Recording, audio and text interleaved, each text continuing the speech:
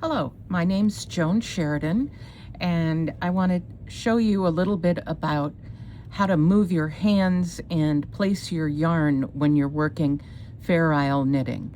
Of course, this applies to other sorts of stranded knitting, but specifically to Fair Isle knitting, knit with Shetland yarn at a gauge of 7 to 8 stitches with fingering weight yarn.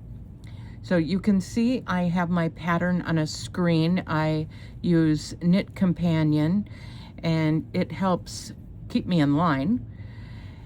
And I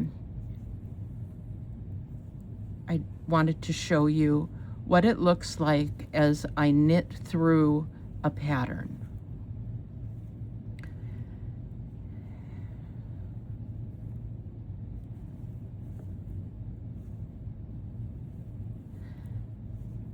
Now the samples I'll be showing you in the rest of this video series, I used worsted weight yarn to make it easier for you to see the yarn and the motion, but you will see it looks exactly like what I am doing here. My preferred method of knitting Fair Isle is to use one strand in each hand, but this video will show you how to knit with 2 in your left hand and also 2 in your right hand.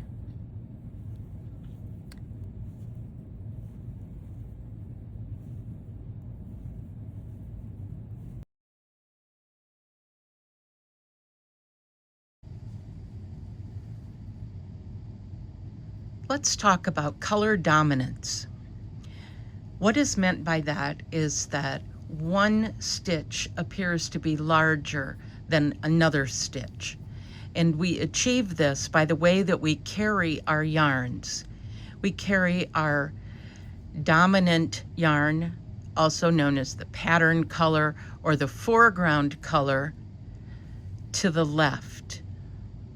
And in our hands, always to the left, always to the right.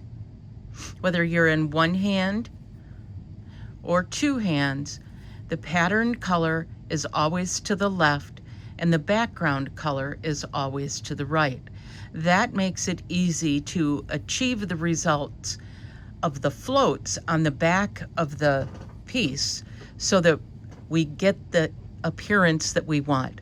Look at the red stitches. They are just a tiny bit bigger than the blue stitches. We also have color working for us here. The red is bolder on the white than the blue. But if you look closely, this stitch is indeed smaller than this stitch. Now let's look at the back. What makes this happen is when you carry the dominant color to the left, it ends up on the bottom of the row. See, there's two yarns going through this row, the only row that was knit with 2 colors in this swatch. Having the dominant color to the left or in your left hand if you knit with 2 hands places it at the bottom of the row. Having it to the right or in your right hand places it above the dominant color. So background color, foreground color, also dominant or pattern color. People call it all those things, and yes, it gets a little confusing, but remembering how to carry it so that you can get the yarn you want on the bottom and on the top when it strands, when it's not being used. That's the important thing to remember. How do I get this here and this here, and why is it important?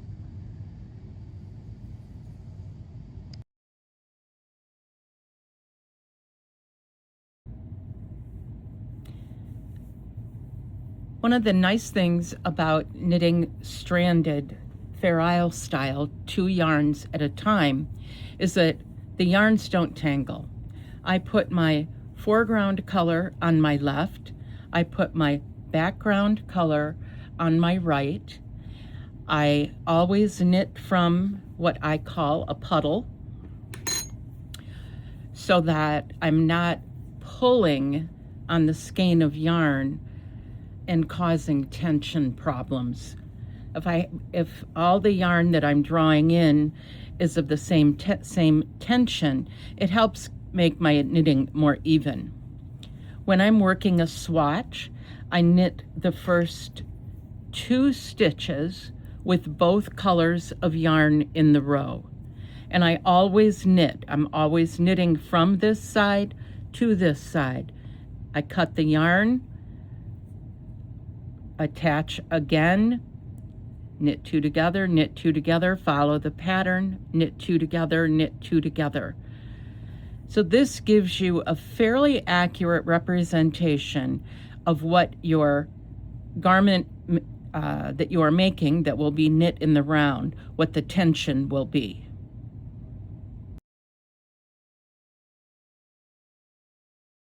This is what it looks like when I knit with 1 yarn in each hand. I am predominantly a thrower. So the right hand comes easy for me. The left hand is a little more challenging.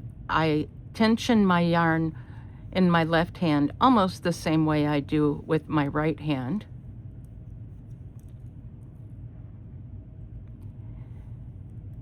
And you can see that the background yarn, the white, comes over the top of the foreground color. And the foreground color is coming from below the background color, and that's exactly what we want to maintain throughout, and that's what keeps your yarn from tangling.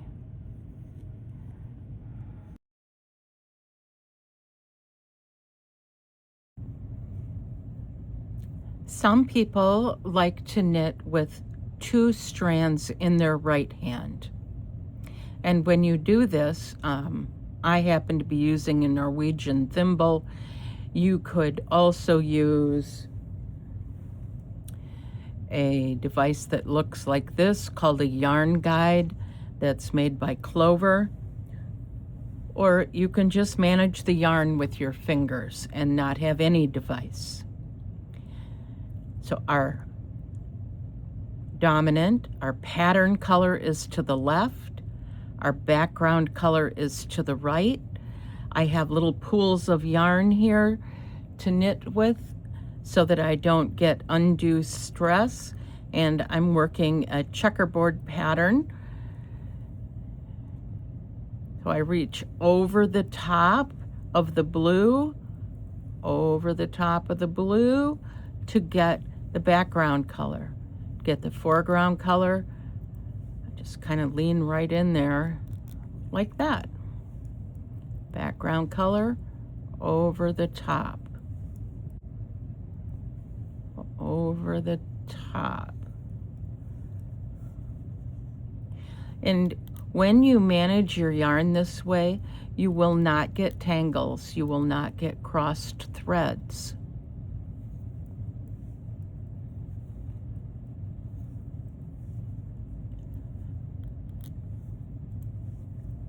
If I don't look real adept at this, it's because this is not the way that I knit. Although as I have been practicing this, I'm finding that I may switch to 2 colors in one hand, just not in the middle of the sweater that I'm currently knitting.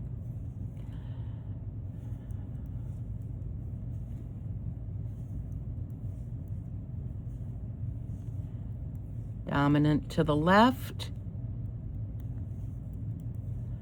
background on the right, reach over the top.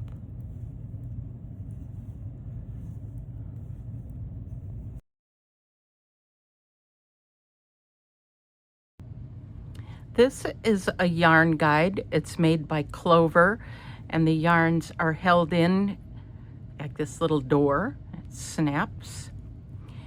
Again, the foreground color is to the left, the background color is to the right, and I'm going to choose, if I'm choosing background, I'm lifting over the top of the blue to get that. And if I want blue, I just kind of ignore the background.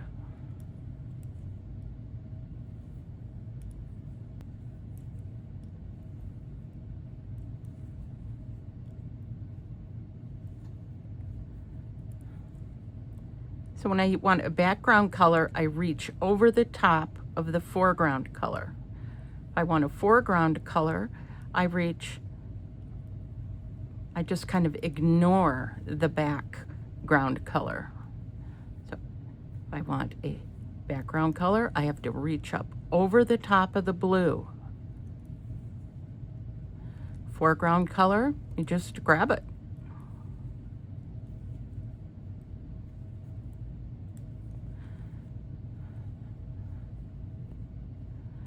And everybody does each of these methods a little bit different. Mine's fairly klutzy because this isn't a way that I normally knit, although it's not unpleasant, and I actually can get going a little faster when it's with the proper weight of yarn, and I enjoy doing it. So that's 2 yarns in the left hand, 1 method.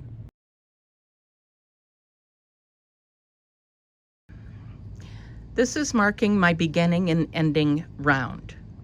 And if I weave my new yarn in for 8 to 10 stitches before the marker, then I can just cut the end and I don't have to weave in any ends later. And then I will weave out the old color, the blue in this case, and then I can cut the end and I don't have to worry about dealing with ends, weaving them in later. So here's what we're going to do. I'm going to park the needle. I'm going to hang the tail of the new yarn over the needle. My pattern is for 3 whites and 3 blues. Once I do 1 stitch, I pull the yarn down. I actually tension it in my hand. So now I've got 3 blues. Blues should come from under the background color. Lift it up. Knit over the top of the green. That's 3 blues. Drop my blue, and I drop it down to the back. Notice that I dropped my white to the front, so it reminds me to keep it on top. So 1, 2,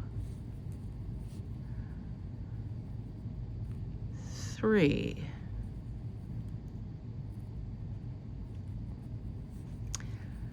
And I have 1 more stitch to go, and that's a blue one, white to the front, blue to the bottom, knit over the top of the green.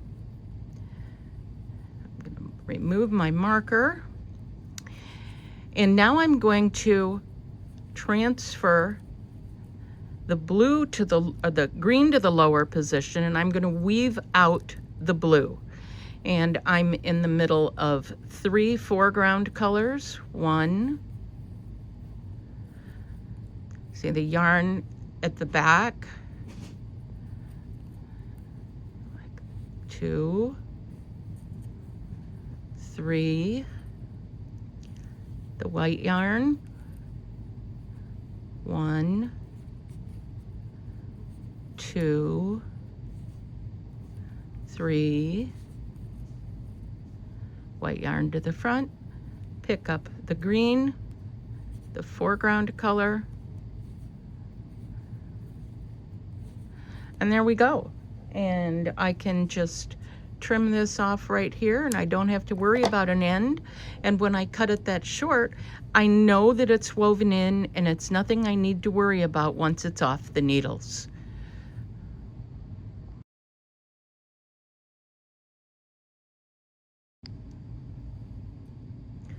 Most Fair Isle doesn't have floats that are really long, but sometimes you do encounter them. And certainly you encounter them on other types of stranded knitting. What I like to do is take my pattern and place an X where I want to catch the yarn. This is a float of 9. This is a float of 7. 7 in Fair Isle gauge I can live with. The rule of thumb would be if it floats more than an inch, then you should catch it. So at a larger gauge, when you're knitting at 4 stitches per inch, you wouldn't want to let it float over more than 4. But we're talking Fair Isle here, and we're between 7 and 8 stitches per inch. So 9 or 8, I would catch. And this just reminds me, as I'm following the pattern, that this is where I want to catch it. You notice that they're not all lined up in a column. If I did that, it would show through on the front. So they are staggered so that that doesn't happen. Now, I will show you how to do that.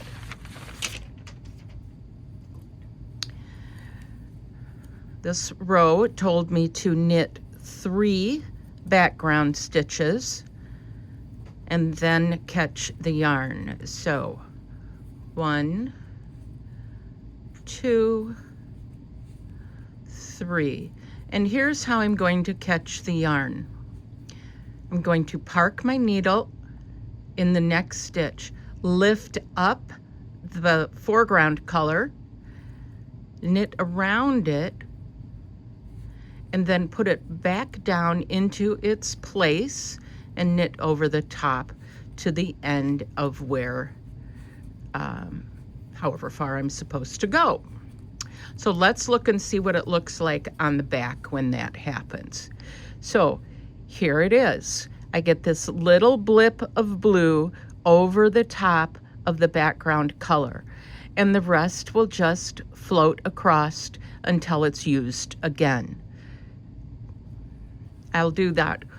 I'll catch it one more time, even though the pattern, my plan isn't to do that, but I want you to see it. So you park the needle, you lift up with the left color, down, and continue to knit.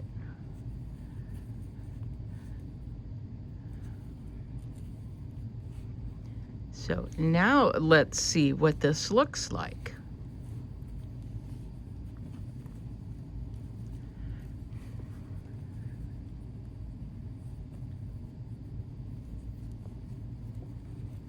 Okay, so here's my blue, which is the foreground color, and you can see that it's below the background color except where we have caught it.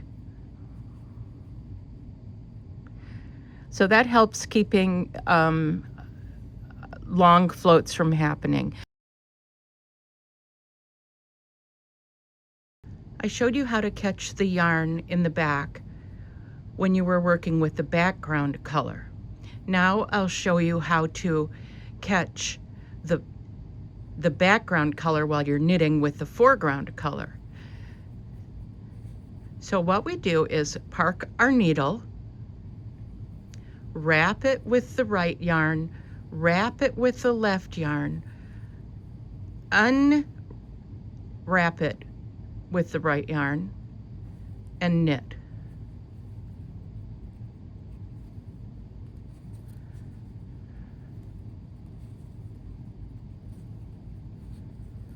We'll do that again. Park it, wrap it,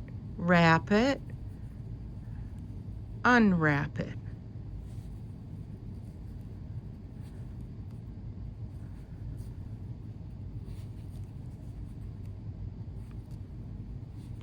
Okay, one more time, because this is one that people seem to have a more difficult time with. Park it, and some people say knit with the right, knit with the left, unknit with the right. So whatever words work for you in your head, that's the motion that you need to use. And it's about the position of the threads. See how this is looping? And you get this little V look, upside down V capture there. And you don't see it on the front.